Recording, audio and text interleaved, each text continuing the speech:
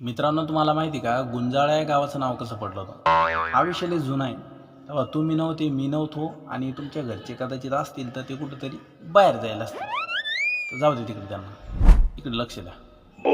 तर हा विषय जवळपास 1952 मधला आहे. त्यावेळेस काय झालं होतं, एक गाव होतं. त्या गावात साधारणपणे काहीतरी 1000-1500 लोकसंख्या होती.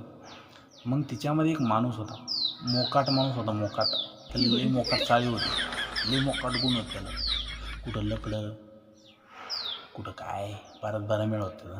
मी काय म्हणतो, आरामशीर आहे का, लई मोकाट चाळी होती त्याच्या आणखी. अरे पार्ट्या काय करत आहे मरणाच्या.